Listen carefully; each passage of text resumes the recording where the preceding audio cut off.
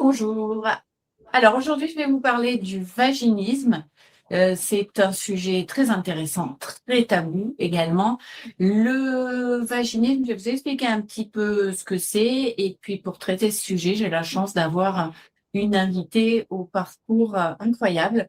Donc elle se présentera juste après. Le vaginisme, c'est une contraction involontaire au niveau des muscles du plancher pelvien qui va rendre chez la femme la pénétration difficile, douloureuse, voire carrément impossible. Et un point sur lequel je veux insister, c'est qu'il ne s'agit absolument pas d'un manque de désir ou de volonté, mais d'un véritable trouble médical qui peut avoir de différentes causes et qui peut durer dans le temps. On fera également un petit peu le lien avec ce qu'on peut voir en périménopause, certaines douleurs sexuelles et en ménopause également, parce que on a quand même des situations qui sont assez souvent confondues. Donc, je vous le dis, aujourd'hui, j'ai la chance de recevoir Mam. Je te laisse te présenter. Bonjour, alors moi je suis Mam. Déjà, je te remercie Myriam pour ton invitation et l'occasion que tu me donnes de parler de ce sujet, moi qui me tient tellement à cœur depuis plusieurs années maintenant, du fait aussi de ma propre histoire, mais on pourra en parler plus tard. Alors moi je m'appelle Mam, je suis une jeune femme de 39 ans, je suis épouse d'un homme qui est merveilleux et je suis maman de 3 beaux garçons j'habite dans les Pyrénées. Et depuis 2018, j'ai l'honneur et la chance d'accompagner les femmes atteintes de vaginisme. Je les accompagne à retrouver une vie sexuelle plus sereine, sans blocage et sans douleur. Je suis également auteure de ce guide pratique. Je ne sais pas si tu l'avais vu, Myriam. Donc c'est Le un guide. guéri du vaginisme. C'est Voilà. le titre est prometteur. C'est ça. Donc, je l'ai écrit il a été publié il y a 4 ans chez Jouvence et c'est préfacé par le docteur Philippe Brenon. Peut-être que tu connais ou pas. Je sais que il est quand même assez connu sur tous les sujets en lien avec la sexualité. Et c'est quelqu'un qui m'a beaucoup poussé à pondre ce livre, j'allais dire. Je suis vraiment heureuse parce qu'aujourd'hui, en plus, on le retrouve dans les bibliothèques municipales. Et je sais que certaines sages-femmes l'ont aussi dans leur cabinet. Et elles les proposent aux femmes qui viennent en consultation. Donc C'est voilà quoi un ton petit. parcours par rapport à ça, Mam? J'ai pas entendu la question le début. C'est quoi ton parcours par rapport au vaginisme? Nous, on s'est rencontrés et tu m'as parlé de cette problématique, de ton parcours personnel et de ce que tu en avais fait pour pouvoir aider à grande échelle et pouvoir aider dans une pathologie qui justement reste encore très tabou. Est-ce que tu veux bien nous évoquer un peu ton parcours personnel et voilà, ton histoire? Tout à fait. Alors moi, ça a commencé en 2014, donc il y a 12 ans maintenant. Je me suis mariée, j'étais vierge en mariage. C'est à ma nuit de noces que j'ai remarqué qu'il y avait quelque chose qui clochait. Et je m'y étais pas du tout préparée. Et les jours qui ont suivi, je me questionnais, je me demandais, mais c'est normal qu'on n'arrive pas à aller jusqu'au bout de nos rapports sexuels. Les préliminaires se passaient très bien, mais au moment où mon ex-mari voulait me pénétrer, bah, je me contractais, j'étais crispée, je pleurais et je le repoussais. Et ça a duré comme ça plusieurs mois jusqu'au jour où j'étais consultée à mon médecin traitant de l'époque en lui expliquant ce que je vivais. C'est là qu'il m'a dit il s'agirait probablement du vaginisme, mais sans me donner aucune explication. Il me dit juste que je vais te prescrire une note pour que tu ailles poser un diagnostic avec une consoeur qui était gynécologue. Donc, je vais voir cette consoeur. Malheureusement, ça se passe pas très bien parce que quand j'arrive, moi, j'étais vraiment en détresse. Je comprenais pas ce qui m'arrivait. Ça faisait plusieurs mois que j'y arrivais pas. Et à l'époque, je pouvais pas en parler sans pleurer. J'en avais honte.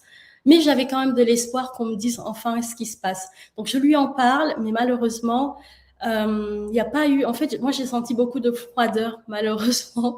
Et à un moment donné, elle me demande d'aller sur l'étrier pour qu'elle m'examine. J'avais très, très, très peur. Parce qu'à l'époque, rien que l'idée d'approcher quelque chose à l'entrée de mon vagin, j'étais paralysée. Donc, quand je la vois ouvrir le tiroir et sortir le spéculum pour me l'insérer. Et là, je commence à paniquer, je pleure en lui disant d'arrêter tout de suite. Bon, elle me dit, bah écoutez, madame, je peux rien faire pour vous, vous partez. Donc, je pars de là, complètement dépitée, et je me jette sur Internet, je tape vaginisme. Effectivement, ce que je lis ressemble fort aux symptômes que j'avais. Et malheureusement, voilà, j'étais complètement perdue. Je me disais, mais pourquoi moi? J'étais vraiment dans un sentiment d'impuissance. Et je me dis, bah, il faut que tu ailles consulter. Donc, je vais consulter un premier sexologue qui connaissait pas. Je vois un deuxième, puis je vois une sage-femme qui était super douce, vraiment très avenante. Elle m'a aidée un petit peu, mais je voyais aussi que c'était un sujet qu'elle connaissait pas tant que ça. Et puis, à un moment donné, j'étais fatiguée avec tout ça. Ça faisait 2 ans que toute ma vie tournait autour du vaginisme. Donc, j'arrête tout et je me dis, OK, ben, un jour, je pleurais dans mon salon en disant, Seigneur, aide-moi, aide-moi parce que là, je suis vraiment au bout. J'en peux plus. Il faut que tu m'aides à trouver une solution. Et puis, quelques jours après, je commence à avoir des révélations que j'avais pas du tout eues au début de mon parcours. Donc, je commence à prendre conscience que ce que je vivais n'était pas que mécanique. Parce qu'au début, je pensais que j'avais une malformation ou un problème mécanique qui m'empêchait d'avoir des rapports. Et là, je commence à faire le lien entre l'éducation que j'avais reçue, le rapport que j'avais avec mon propre corps et aussi malheureusement des traumas, un abus sexuel que j'avais subi à l'âge de 8 ans, mais que j'avais complètement occulté. Et tout ça refait surface et je commence à faire des ponts. Peut-être, juste, je fais un petit. Regarde si tu as pas le téléphone qui fait un petit écho derrière.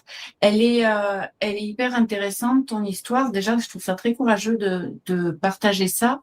Moi, c'est quelque chose que j'ai découvert dans ma pratique, notamment en consultation avec des dermatologues qui sont spécialisés plus ou moins dans la prise en charge du lichen, par exemple. Ou une vulvaire et qui vont également avoir à traiter le vaginisme avec de la toxine botulique, par exemple. Mais c'est vrai que c'est pas quelque chose de très de très bien représenté dans notre cursus, en fait, à la fac de médecine.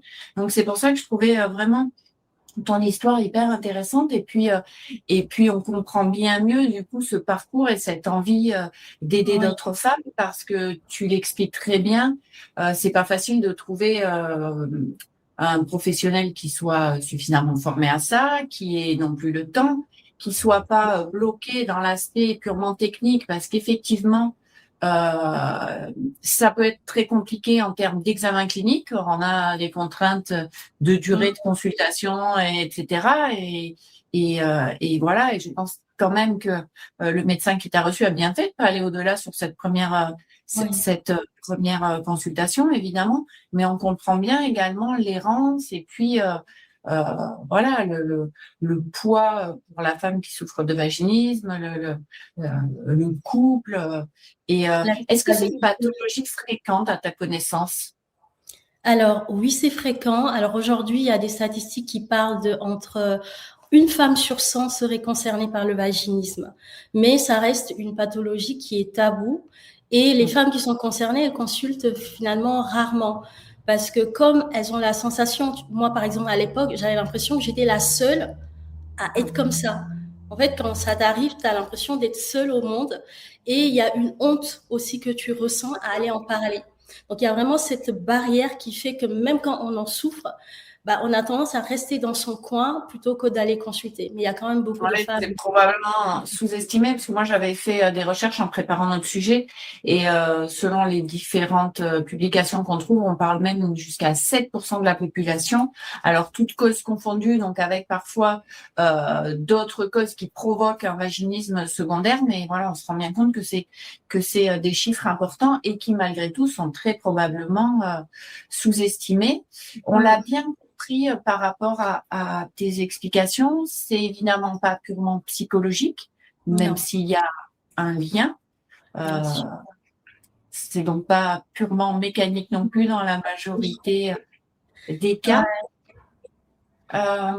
Par rapport, je vais faire un petit point par rapport à ce qu'on voit aussi chez la femme après 40 ans, où on a là, en termes de chiffres, pour le coup, on est un peu mieux documenté, le syndrome génito-urinaire de la ménopause, qui peut être un peu confondu parce que il atteint énormément de femmes. Hein. Là, pour le coup, les chiffres, on est jusqu'à 70% des femmes après la ménopause. En fait, c'est quoi? On a sur le syndrome génito-urinaire de la ménopause une diminution des oestrogènes. Et cette baisse des oestrogènes au niveau génital, elle entraîne une sécheresse, une perte d'élasticité. des brûlures, donc forcément des douleurs possibles à la pénétration. Et ces douleurs, elles peuvent même provoquer un vaginisme secondaire. Par rapport aux différentes causes mécaniques, du coup, je dirais, de vaginisme, tu m'arrêtes au besoin. Moi, j'avais trouvé, c'est pour ça que c'est un petit peu, parfois un peu confus, un peu tout mélangé. On a la vulvodynie qui, là, est une douleur donc chronique depuis plus de 3 mois au niveau de la vulve. Qui peut être, elle, provoquée, donc comme tu disais, un peu par le contact, alors que ce soit les rapports, même un tampon, un examen gynéco, le spéculum. Voilà. Elle est souvent confondue avec le vaginisme. On a la vestibulodynie, donc ça, c'est la forme la plus fréquente de vulvodynie. Et là, la douleur, elle est vraiment localisée à l'entrée du vagin, sur la zone qu'on appelle le vestibule. Elle est, du coup, souvent déclenchée par la pénétration conduire secondairement un vaginisme par anticipation, en fait, de la douleur. Après, ce que moi j'ai beaucoup plus vu dans ma pratique, c'est le lichen scléreux, parce que le lichen scléreux, c'est pareil, c'est un sujet qui est encore très confidentiel, voire même tabou, qui est une maladie en fait inflammatoire chronique de la vulve, avec comme signe des démangeaisons importantes, une peau qui devient un peu plus claire, un peu plus blanchâtre, des douleurs qui peuvent être très importantes et, comme son nom l'indique, scléreux, non traité, il va évidemment entraîner des rapports douloureux, mais on a même au niveau de cette partie des adhérences et un rétrécissement en fait vulvaire. C'est une pathologie qui se soigne, mais qui peut toucher, pour le coup, de ce que j'avais trouvé moi en termes de statistiques, ça pouvait aller jusqu'à 10%, voire même plus, des femmes après la ménopause. Donc c'est quand même hyper fréquent. Et les autres causes qui sont un peu toutes confondues, on a parfois l'endométriose qui peut provoquer de vraies douleurs. On peut avoir des cicatrices après un accouchement également. On peut avoir localement aussi des infections, des séquelles de chirurgie et donc une hypertonie pour différentes raisons au niveau du plancher pelvien. Donc, je pense que c'est important au départ, effectivement, de s'adresser à un professionnel qui soit formé et qui va, j'imagine, toujours rechercher au préalable une cause pour pouvoir éliminer qu'il y a une première cause à traiter. L'aspect psychologique et les traumas, j'imagine que ça prend une part importante, qui n'est pas forcément facile à aborder, ni évidemment pour la patiente en premier, mais même, j'imagine, pour la relation avec le médecin, qui n'est pas forcément aisée selon la relation qu'on a, selon le temps de la consultation, etc. Après, par rapport à, puisque ton livre est quand même plein d'espoir dans son titre, donc, il y a une pathologie qui favorise évidemment traiter la maladie responsable, mais dans les solutions, déjà, le parcours classique, il va y avoir de la rééducation au niveau du périnée, un sexologue, des dilatateurs. Dis-moi un peu plus. Par rapport au vaginisme, donc je vais juste rajouter quelques causes aussi par rapport au vaginisme, de ce que moi j'ai pu observer aussi avec ma pratique. Ça peut venir aussi d'une première expérience qui a été douloureuse. Donc une première expérience de rapport sexuel où on a eu très mal et le cerveau peut associer justement danger à la pénétration. Donc le cerveau peut vraiment associer le fait que pénétration égale danger. Parce que dans la définition du vaginisme, au-delà d'être une contraction involontaire des muscles du plancher pelvien, moi ce que je rajouterais, c'est qu'aujourd'hui c'est un mécanisme de protection. En fait, c'est un réflexe de protection du corps de la femme. Donc la femme, elle ne le choisit pas et c'est complètement involontaire. Et ça, c'est important puisque certaines femmes qui en souffrent, elles peuvent culpabiliser, avoir l'impression que c'est elles qui ne se détendent pas ou c'est elles qui ne savent pas faire avec leur corps. Alors que ce qui se joue, c'est vraiment un réflexe qui est installé, qui est un mécanisme de protection du corps. Donc ça, c'était par rapport aux causes. Et après, il y a l'éducation, voilà, comme dans mon cas, un manque d'éducation sexuelle. Tu as parlé aussi des modifications hormonales à la ménopause ou à la périménopause, et aussi un manque de connaissance de son corps. Tout simplement, on peut se dire, toutes les femmes connaissent leur corps, et mais pas du tout. Il Il y a des femmes, même jusqu'à 50 ans, elles n'ont jamais regardé leur vulve, par exemple, dans un miroir. Elles savent pas identifier où se trouve le périnée. Elles savent pas voir la différence entre les grandes et les petites lèvres. Et des fois, on peut penser que c'est tout le monde connaît son corps. Pas Non, non, vraiment. c'est des sujets très tabous. C'est des Tu as sujets raison, c'est tabous. important de le souligner. C'est vrai que nous, voilà, dans notre pratique courante, on a tendance à penser que tout le monde voilà, un minimum d'éducation sexuelle dans l'enfance ou l'adolescence, mais c'est quand même des sujets qui restent très tabous. Moi, je le vois bien justement dans l'accompagnement des femmes à la périménopause et à la ménopause. Et c'est pour ça que je me disais par rapport à la consultation, la relation avec le médecin, c'est pas facile. Moi, en général, quand j'ai des patientes qui se confient sur des troubles au niveau de la libido, des troubles de la sexualité, ça se fait pas à la première consultation. C'est des femmes que je vois régulièrement pour différents traitements, une prise en charge au long cours. Et puis un jour, le sujet arrive. Alors, on peut avoir effectivement comme motif principal de consultation des douleurs, une atrophie vaginale ou autre, par exemple pour des traitements locaux avec des lasers. Mais c'est vrai que c'est un sujet qui reste encore très très tabou. Tout Toi, à fait. dans le parcours, dans toutes les femmes que tu as accompagnées, etc., tu dirais que le le parcours classique, disons, ça comprendrait quoi? Alors, Donc, bien sûr, j'imagine qu'il est très personnalisé en fonction de oui, la cause et en fonction de chaque femme, mais tout à fait. il est très indispensable. Ce serait quoi? Alors, le parcours classique, donc effectivement, ça dépend de chaque femme, de son histoire, de son vécu, tout simplement. Mais le parcours classique va être, d'abord pour moi, c'est important d'aller consulter un professionnel de santé pour écarter toute cause organique ou bien même une malformation ou une pathologie gynécologique pour être sûr qu'on parle bien du vaginisme et pas d'autre chose. Donc ça, c'est la première chose. Et effectivement, s'il s'agit bien du vaginisme, donc il y a un parcours classique qui serait d'aller voir un ou une gynécologue pour poser le diagnostic. Ça, c'est important parce que moi, je ne pose pas de diagnostic et je ne fais Bien pas sûr. d'acte médical non plus. Et les Donc, sages-femmes, elles sont formées également à ça?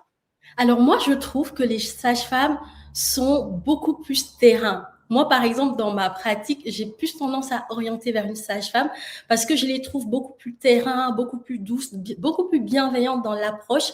Et je le vois chez les femmes que j'accompagne, elles ont, pour beaucoup, en tout cas, elles font le choix d'avoir une sage-femme qu'elles vont voir pour faire tout ce qui est exercice avec les dilatateurs vaginaux que nous, on ne peut Ok, pas faire en direct avec elles.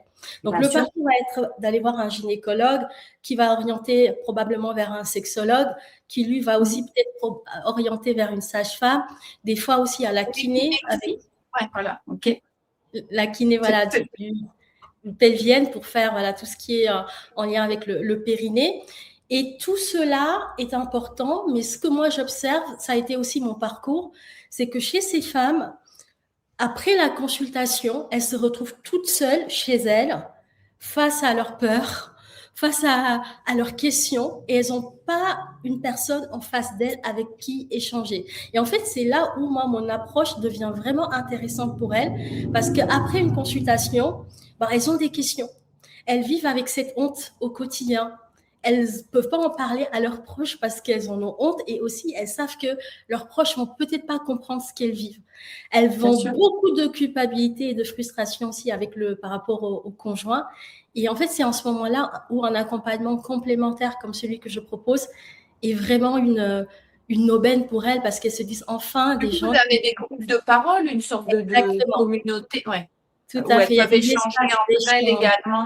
Tout à Ok, fait. Et ça leur fait du bien de voir qu'il y a d'autres femmes comme elles qui vivent la même chose que elles.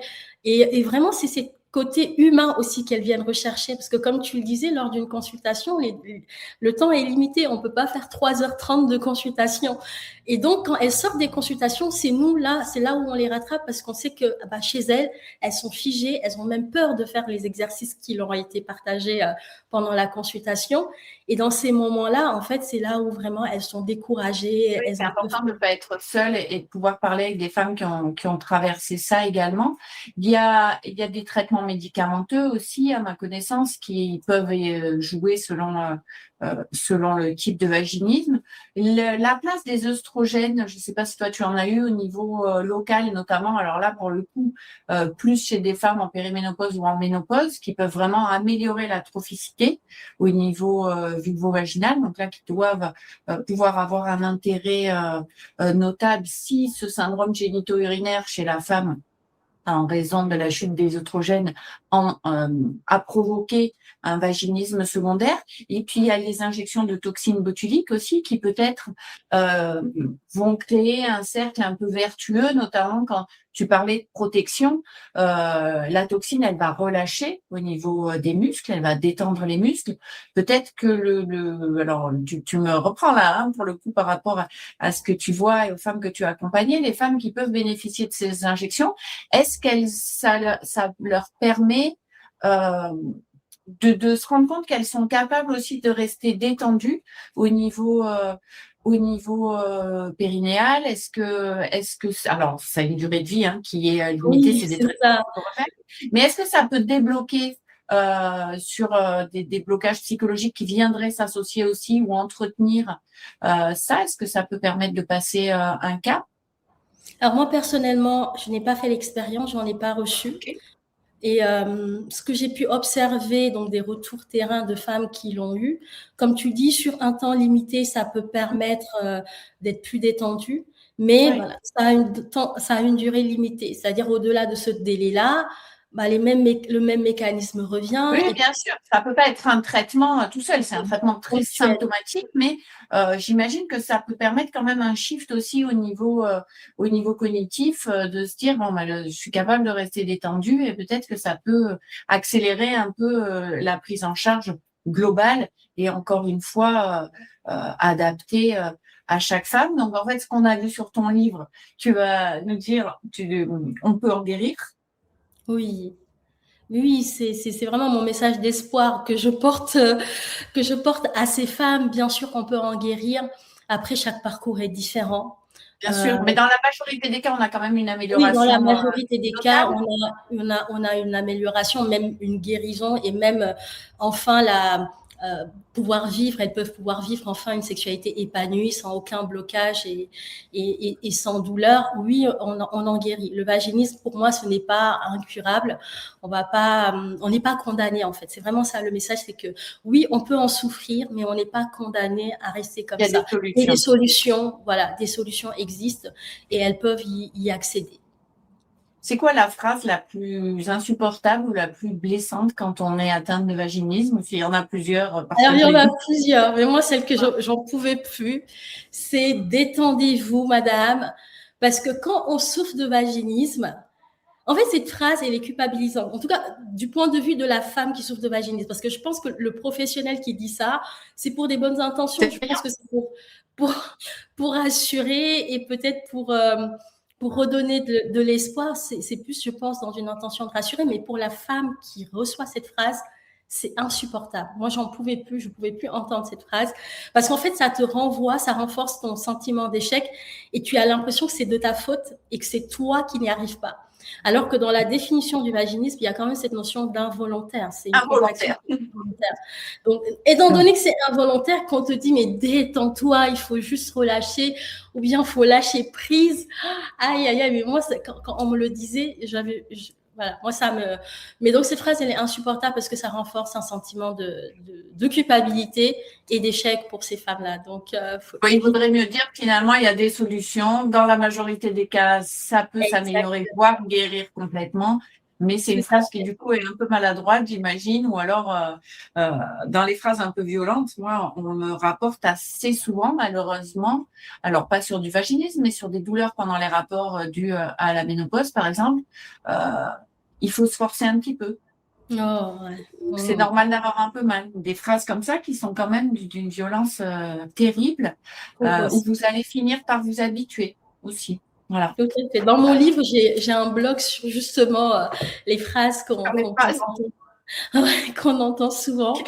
Et autre chose aussi que j'aimerais rajouter dans ces phrases qui sont aidantes pour la patiente, c'est Oui, de reconnaître ce qu'elle vit. C'est par exemple de bien lui sûr. dire, je crois que tu as mal, ta douleur, elle est réelle. Parce que souvent, le sentiment qu'on a, c'est qu'on a l'impression que des fois, en tout cas moi à l'époque, que ma douleur, elle n'était pas réelle. Et donc, de dire à une femme, ta douleur est réelle, on va y arriver, tu vas pouvoir avancer, il y a des solutions, ça va la porter. Et ça va lui permettre de se sentir aussi entendue et vue dans sa souffrance. Bien sûr. C'est une Et vraie qu'est-ce qui a été le plus utile dans ton parcours à toi, dans ton parcours de guérison? Alors moi, ce qui a été utile, c'est de faire ce lien dont je parlais entre ce blocage physique, mon système nerveux, mes émotions, la connaissance de mon corps, Ouais, tout ce rapport avec mon corps, l'intimité, mes pensées. En fait, j'avais pas cette vision globale du vaginisme. Comme je te disais, moi au début, je pensais que j'avais un blocage mécanique, qu'il me fallait une crème, des ovules ou du lubrifiant pour débloquer. Et c'est quand j'ai compris que c'était plus large que ça, qu'il s'agissait pas juste d'un problème mécanique, mais que ça impliquait mon rapport à mon corps, comment je me voyais, les pensées que j'avais sur mon propre corps et comment j'ai grandi, ça a été quoi mes repères en termes de sexualité. Bah, en fait, ça m'a créé un énorme déclic et j'ai dit, OK, je sais exactement maintenant sur quoi je vais avancer. Et la c'est ce que guérison, elle prend quelques mois, quelques semaines, ça dépend des femmes. En moyenne, dépend tu des me dirais. femmes. Ça dépend vraiment des femmes. J'aime pas trop donner de délai parce que je veux pas mettre la Ah, pression aux femmes parce qu'il faut ouais, pas qu'elles se disent il bien faut que sûr. je guérisse en 2 semaines. Mais il y a des femmes nous qu'on a eu la chance d'accompagner qui en plus avaient eu un long parcours médical avant de nous trouver. Bien sûr. Et quand elles nous ont découvert, en fait, ce qu'elles ont aimé, c'est ce sentiment de se dire bah elles le vivent, elles savent de quoi elles parlent et elles se sont senties comprises. Ce sentiment, ça les aide beaucoup. Et en fonction des femmes, il y en a pour qui ça a duré 15 jours, 3 semaines, 1 mois et demi, 2 mois ou plus. Mais je pense qu'il ne faut pas se focaliser sur le délai, c'est plus leur redonner cette confiance qu'elles sont capables et que bah, le corps, il a été conditionné, mais il peut aussi réapprendre à avoir ce sentiment de sécurité et que c'est pas perdu, qu'elles sont pas condamnées. Et ça fait vraiment beaucoup de bien. Ça Ces fait beaucoup de messages bien. humains, bienveillants et qu'elles se sentent écoutées aussi. Et nous, c'est ce J'imagine qu'on que des propose. thérapies comme les thérapies cognitivo-comportementales ou l'hypnose doivent être d'une grande aide aussi Ça peut pour aider. certaines. Ouais, Effectivement, ça peut aider. Le vaginisme est vraiment multifactoriel, donc il n'y a pas une seule bien sûr. solution. Moi, ce que j'observe, c'est que tu peux avoir évidemment un parcours avec un sexologue formé sur le sujet. C'est important que le sexologue soit formé. Si tu as un sexologue qui est formé, il peut t'aider à avancer. Tu peux aussi rencontrer sur ton parcours une sage-femme hyper formée et bienveillante qui a vraiment cette expérience terrain et aussi prendre un accompagnement complémentaire comme celui que je propose qui permet vraiment d'avoir aussi cette vision globale et d'être sur le terrain et sur la durée. Parce que la guérison, elle se fait sur la durée. C'est pas en one shoot comme ça. C'est vraiment avec le temps, progressivement. La femme, elle a besoin de vivre des expériences sécurisantes avec son corps pour que progressivement ce mécanisme lâche.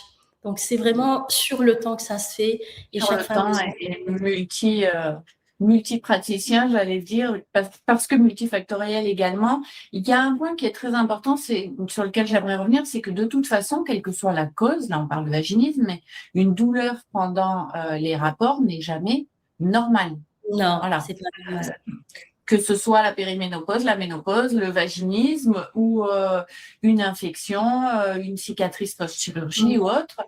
Donc ça, c'est vraiment important de faire passer ce message, de pas hésiter justement à en parler aux professionnels, mais en parler autour de soi ou sur des groupes comme tu peux le proposer pour lever aussi ces tabous. Et j'aime bien ce message d'espoir que tu fais passer et qui est valable pour d'autres causes de douleur pendant les rapports ou d'impossibilité complète d'avoir des rapports. Il y a des solutions avec, dans une grande partie des cas, même des guérisons complètes, des disparitions des pathologies. Donc ça, je pense que c'est vraiment important. Et d'autant plus que je le disais tout à l'heure, mais sur le syndrome génito-urinaire de la ménopause, on a quand même jusqu'à 7 femmes sur 10 qui sont touchées avec des douleurs, de la sécheresse, des infections, des fuites urinaires. Et c'est extrêmement tabou. Enfin, c'est 7 femmes sur 10, quoi. Wow, Donc, c'est énorme. Ouais, c'est énorme et on en parle encore très peu. Et même entre elles, les femmes en parlent peu, même à leurs amis, même à la maison, à leurs proches. Donc, voilà, moi, j'aimerais bien qu'on insiste là-dessus. Pour conclure, si tu avais une phrase de conclusion pour les femmes qui sont atteintes de vaginisme et qui nous écoutent? Bah, c'est un peu ce que tu viens de dire, ce message d'espoir que moi, à l'époque, j'aurais aimé entendre, qu'on me dise que je vais y arriver, que je n'étais pas folle, que c'était pas dans ma tête. Parce que ça aussi, c'est une phrase où moi, j'ai cru à un moment donné que c'était moi qui me créais tellement j'avais des injonctions que fallait que je me détende, fallait que je lâche prise. Donc c'est vraiment de leur dire que vous n'êtes pas folle, vous n'êtes pas bizarre ou anormal. C'est une pathologie qui en plus de ça, on peut en guérir et qu'il faut pas rester toute seule. Il faut pas rester toute seule derrière son écran ou dans son coin. Il faut demander de l'aide, aller vers des professionnels de santé formés sur le sujet et après compléter avec un accompagnement si elles ont besoin de cette dimension humaine et qu'on passe du temps avec elles. Parce que après les consultations, comme je le disais, elles sont seules. Elles ont besoin en ce moment-là qu'on passe du temps avec elles, qu'on les écoute et qu'elles puissent avancer progressivement quotidiennement. Donc ne restez pas seules. Vous n'êtes pas bizarre. Le vaginisme en plus se guérit vraiment bien. C'est pas une pathologie incurable, à condition d'avoir bien sûr les bons professionnels et les bons accompagnements qui vont vous aider. Ok, super. Merci beaucoup. En tout cas, je te remercie infiniment d'avoir répondu à mon invitation. C'est un sujet super intéressant. Et puis, ouais, je dirais chapeau parce que tu as un beau parcours. Tu aides à travers ton expérience et ton vécu. C'est un beau parcours de vie, je trouve, d'aider les femmes sur cette problématique-là. Je vous mettrai les liens vers les réseaux sociaux de MAM en description de la vidéo. Sur la chaîne YouTube, je parle beaucoup de santé de la femme, de périménopause, de ménopause, mais pas que. Donc, pensez à liker la vidéo si elle vous a plu, à vous abonner et à la partager. Parce que, on l'a dit, ça reste très, très, très tabou. Et puis, MAM, je te dis à une prochaine et encore, merci beaucoup. Merci à toi, Myriam. Bisous. Au revoir Ciao. à toutes. Au revoir.